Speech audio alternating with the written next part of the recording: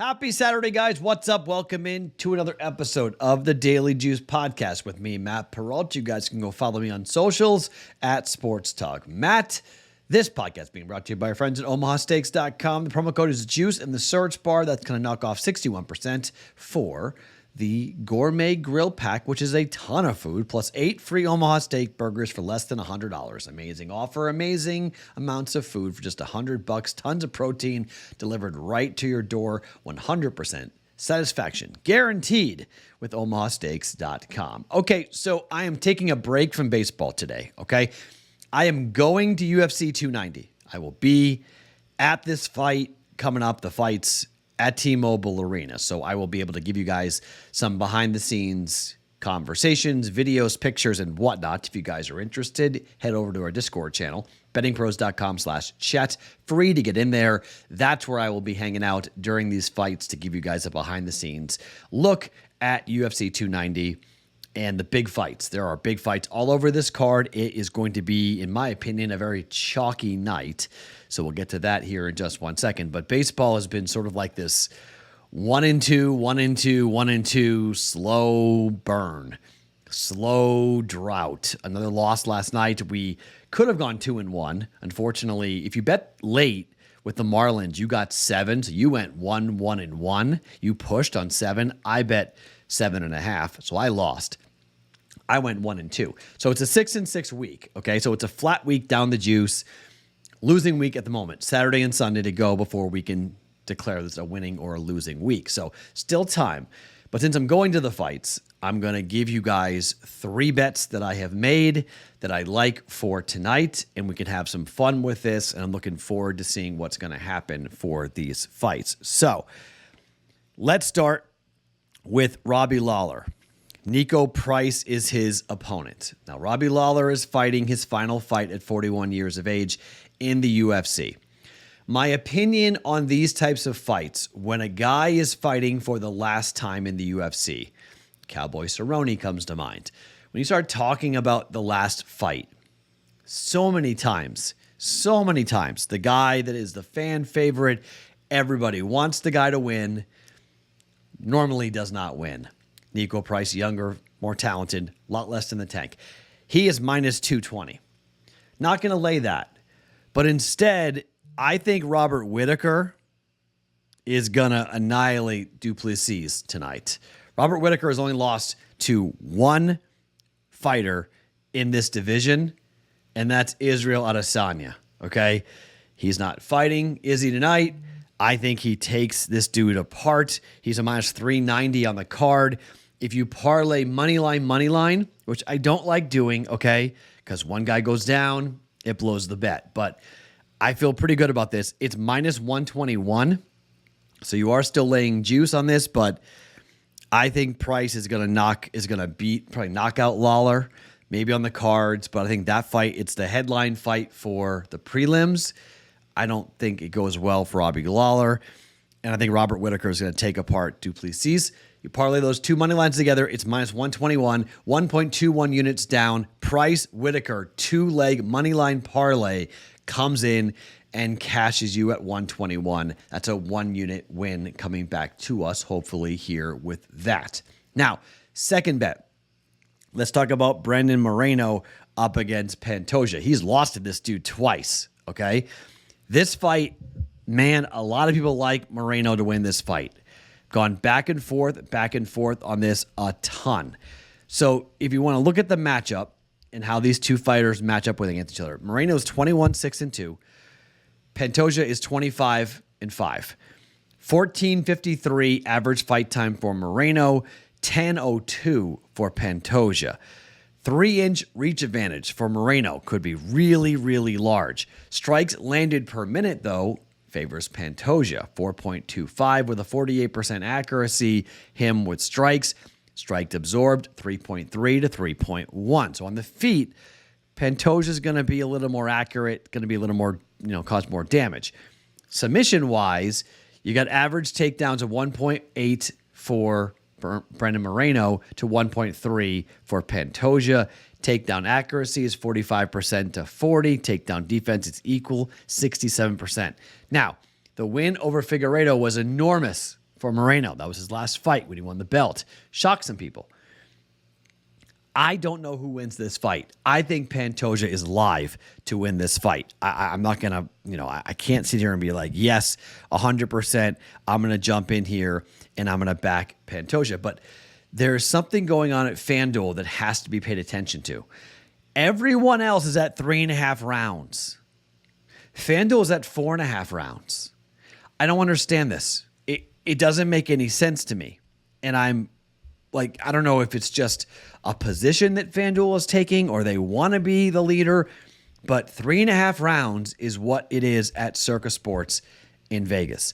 FanDuel tonight and FanDuel all day. This number hasn't moved, and this number, I think you have to go and play it. Total rounds is 4.5. It's juiced to the over. Only -108 for under 4.5 rounds. I mean, this thing could go to the cards. Absolutely. And if it goes to the cards, I'm going to lose this bet. And it's 100% possible that it would go to the cards. Moreno knocked out Figueiredo in his last fight in the 3rd round, and then knocked out Kai Kara France in the fight before that, lost the Figueiredo fight before that by decision, submitted Figueiredo in the first matchup in the 3rd round, majority decision against Moreno, but that was the draw that ended up causing this fight to go to the 4th. I mean, they fought 4 times. Decision against Formiga back on March of 2020. Decision against Kai Kara France. I mean, there was a run there for a while where we had 5 straight fights. So went to the cards. All 3-round fights. This is a 5-rounder. Since Moreno's been fighting 5-rounders, though, I mean, he's gotten, 2 of the fights have gone all 5 rounds, but 4 out of the last 6 have gone under 4.5 rounds. I just think if Pantoja's live, and I think he is live, I think there's a real chance that he winds up stopping, gets stopped or stops this fight early. 5-round fight, 4.5. FanDuel, I'm going under 4.5 rounds at -108 at FanDuel in particular, because Vegas is all at 3.5, 4.5. It's a big difference. That means this fight has to go into the 5th round and 2 minutes and 30 seconds. This fight goes and ends before that. It goes under. Goes into the 5th round, and we see 2 minutes and 29 seconds on the clock. We lose. Okay, this fight goes to the cards. We're gonna lose this fight. Doesn't matter who wins. I'm betting the under 4.5 rounds. Pantoja and Moreno at -108, 1.08 units down on that. And then to the main event. And it is going to be a really hard fight in my mind. Volkanovski is a robot in a lot of ways. Volkanovski is a guy that, I mean, he's so consistent. He's so good.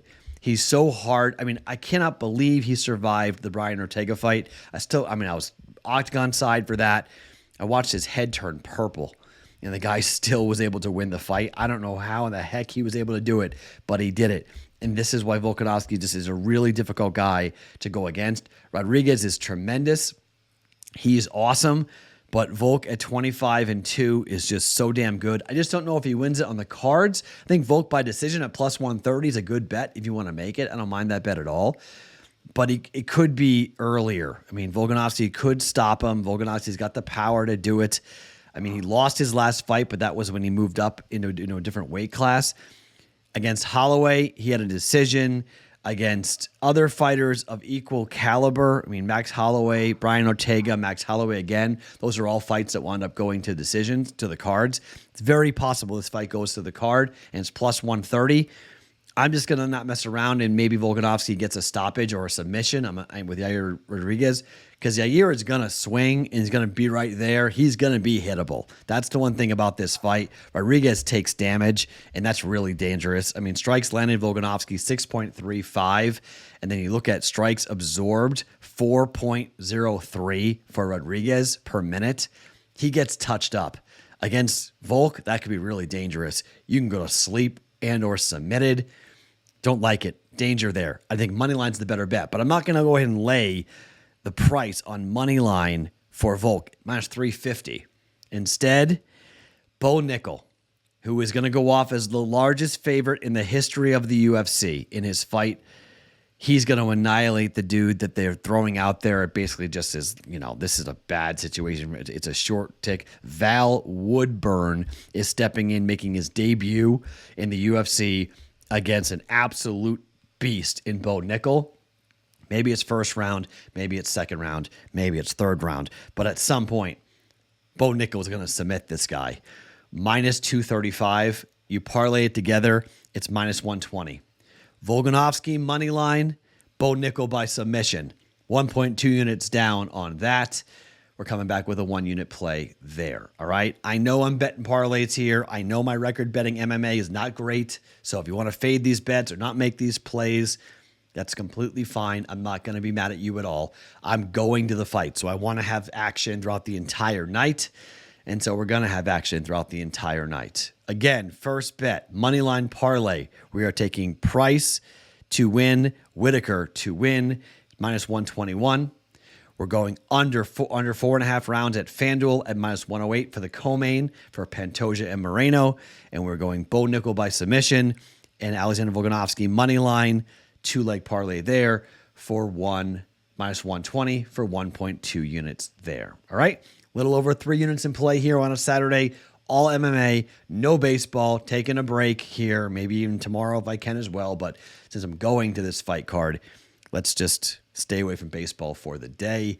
Maybe tomorrow I'll get back into it. My name is Matt Perrault. Follow me on socials at Sports Talk Match. You guys know this podcast, The Daily Juice, always being brought to you by OmahaSteaks.com.